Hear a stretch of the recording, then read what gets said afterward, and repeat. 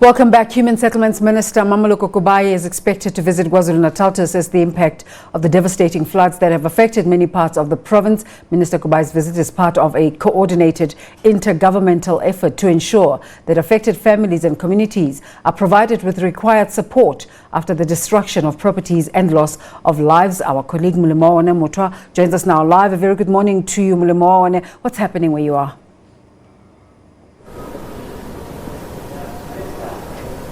Good morning, Desiree. Yes, indeed, the response effort is continuing today with the Human Settlement Minister Mmamoloko Kubayi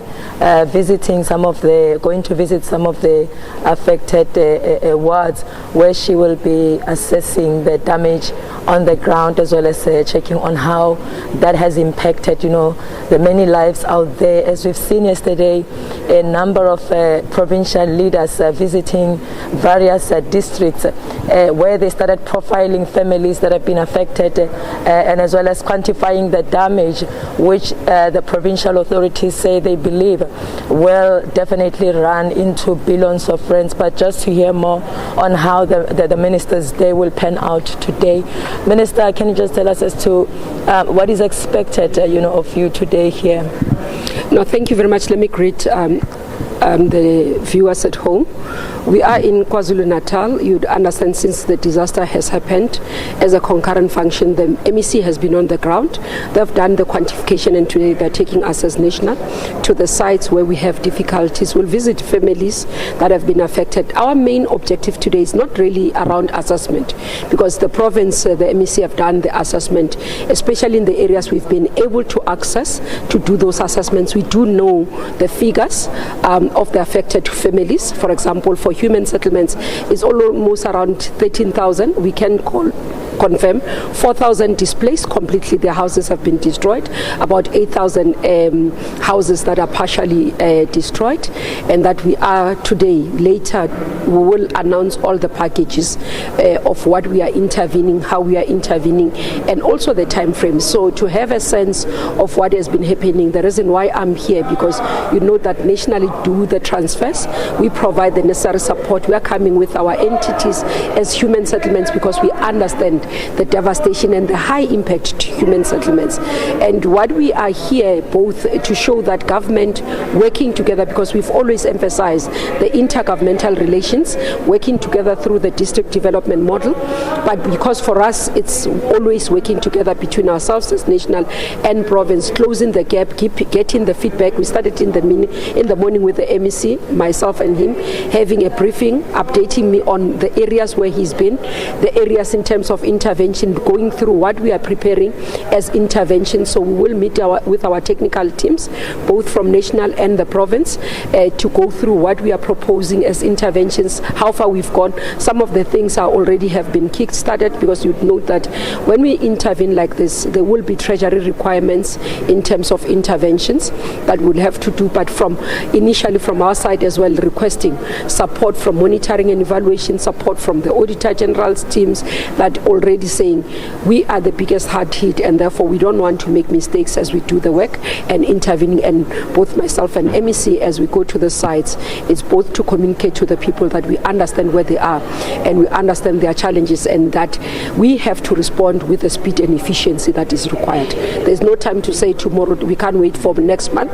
We have to start working now, and that's why today we have to be here, because things have to start happening. Minister, we also have witnessed yesterday a lot of people who have been displaced, especially at informal settlements. And most of the people that we spoke to, that we've engaged with yesterday, seemed to have been disillusioned about getting any help. Is this going to be looked at as well? No, we're looking at help. There are two messages I have for communities. One is that we need to stop the illegal occupation of land, because major part of what we face when it's disasters like this, it's people who have decided to occupy land that is not suitable for human settlements, because they get affected worse. When you sit on a wetland, when you sit at the periphery of a water stream, a dam, you are vulnerable. And that's why we are appealing to our communities that allow us space, as we have announced as the department, where we should be able to do proper planning and be able to place them where it's appropriate. Where there are informal settlements that have been for some time, that we've committed to work together, we will continue to improve on the speed and efficiency of our work to move them to suitable areas. Part of the challenge is around suitable land that we are working together, but also collaboration.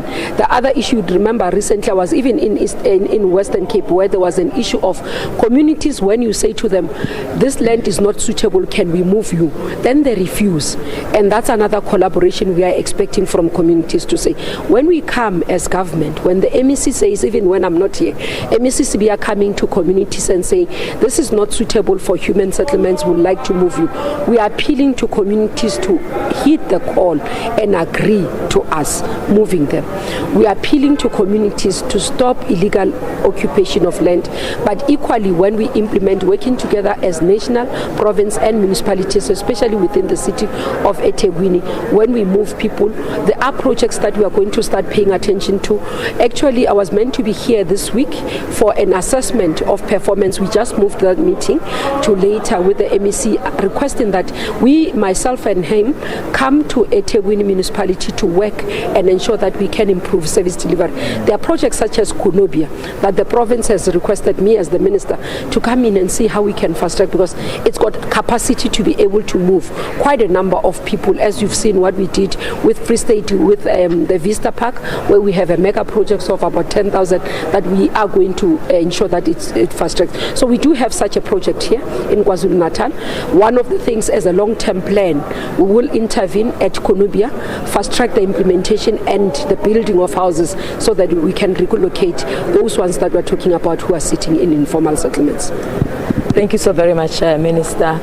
Desiree, there was a Human Settlement Minister there also talking about the issue of illegal occupation, and as well as, discouraging communities to, from illegally occupying land, as it's the case here that there's a growing number of informal settlements because of, the many people, the influx of many people who are looking for better opportunities, but then that is really increasing risks as families are exposed to flooding during floods like the one that has been experienced in this province. Desiree.